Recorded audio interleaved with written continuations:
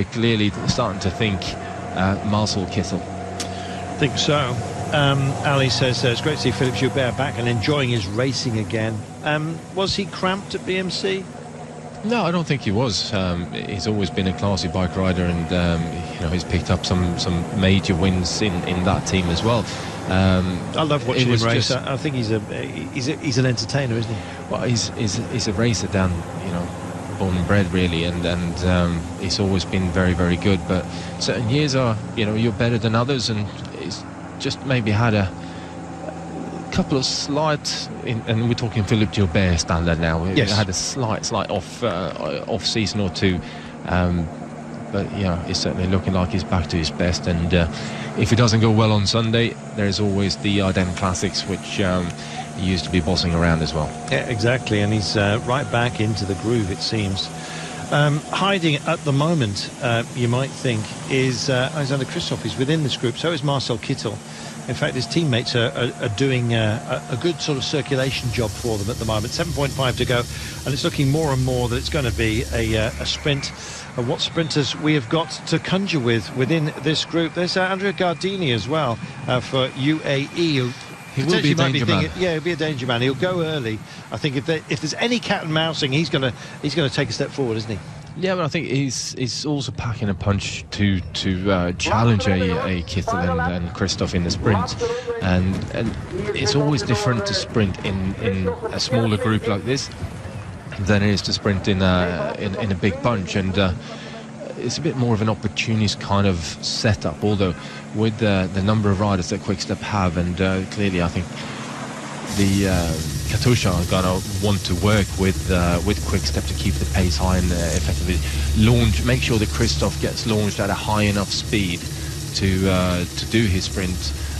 Both of those sprinters are effectively riders who want to start their sprint from a high speed to supersonic, rather than a slow sort of standing start, which is not necessarily their forte, and probably would play more into the hands of someone like Gardini, who's a smaller figure.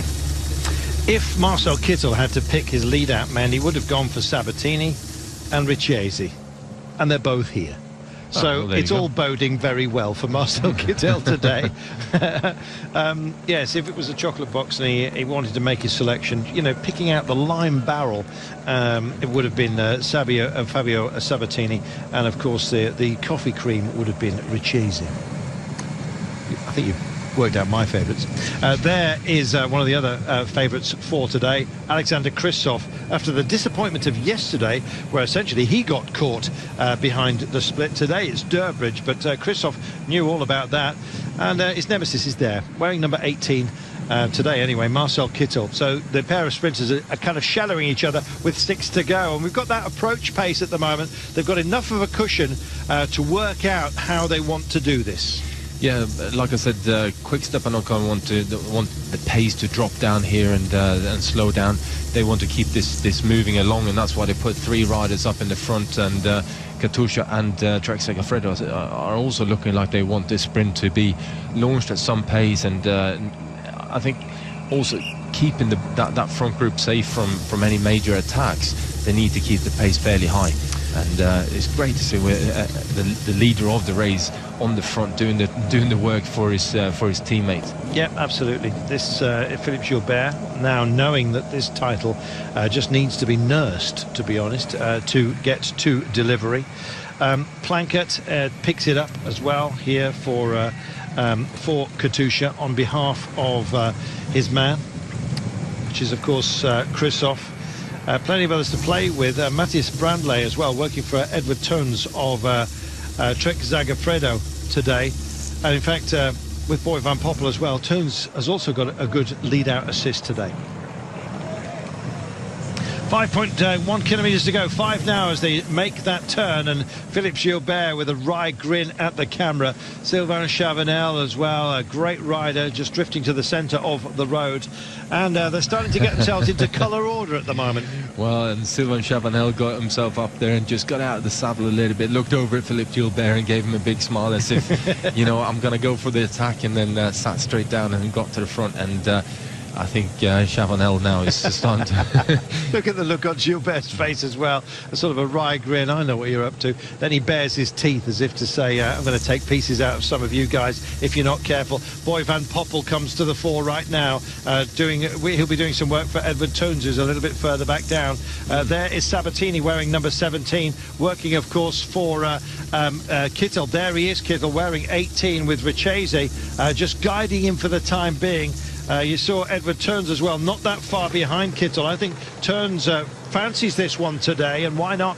Well, watch out for a late move from Connor Dunn as well. Connor has just moved himself up through that group and is now sitting relatively near the front, and I think any kind of lull in the action there, number 85 in the blue strip, will go for a late move.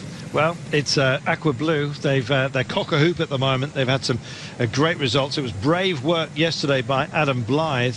As I'm sure you saw. Fortunaire Vital Concept have got Pierre-Luc Perichon. They'd have liked Dan McClay at a moment such as this.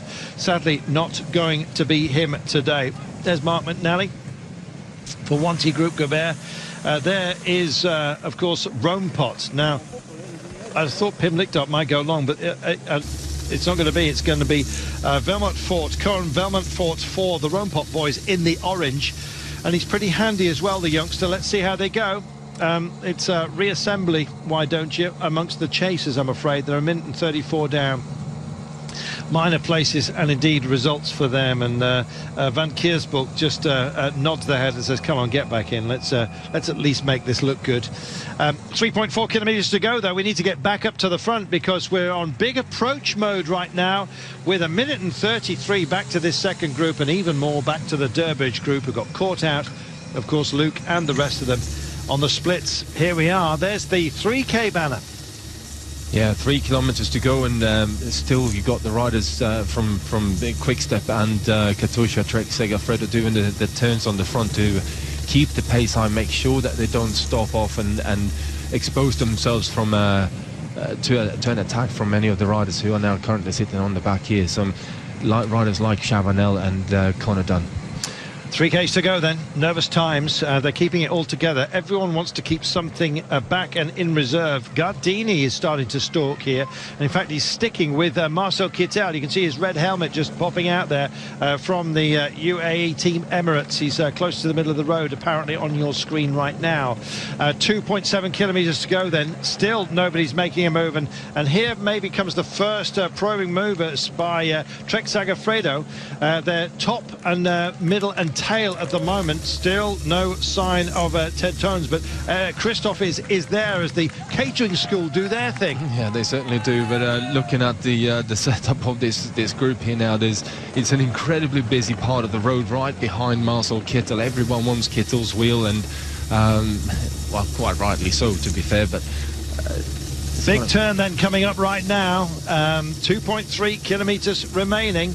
There it is. There'll be another one almost immediately, and it started to break for it, and why not?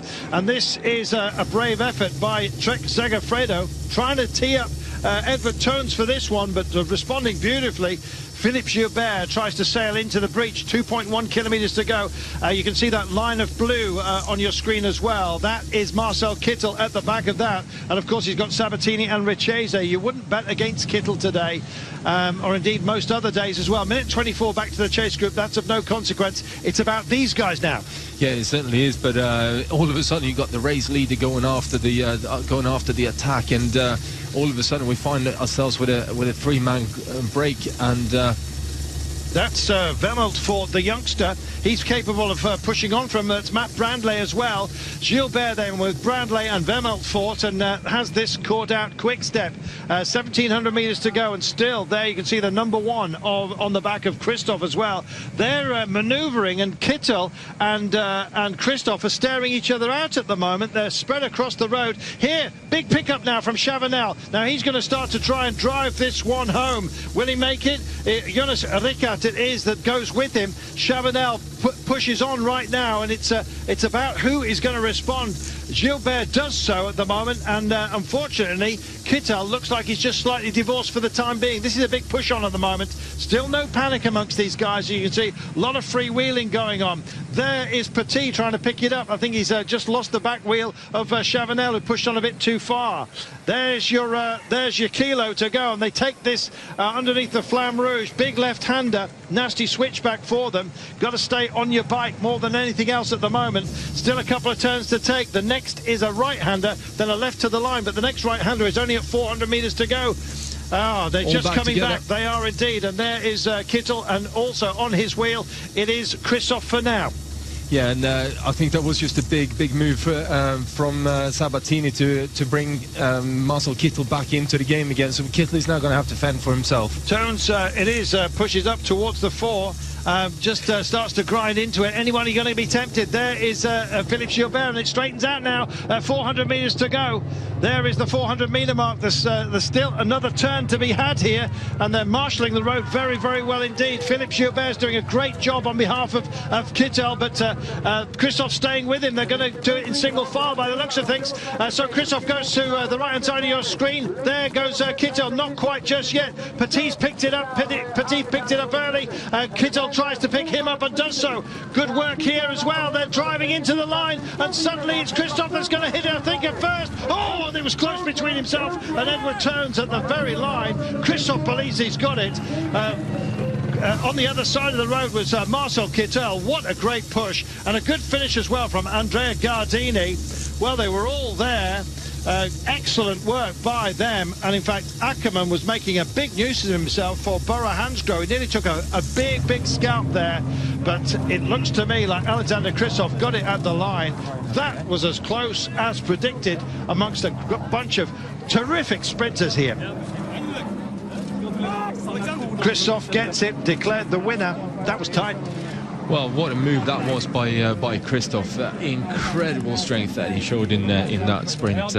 Do the seated acceleration from almost 300 meters out, and then finally getting out of the saddle and kicking from about 200 meters. That was spectacular, and yeah, very close sprint in the end, and just goes to show how different it is to sprint from a small group like this rather than in the big bunch finishes where you come in at a much higher pace.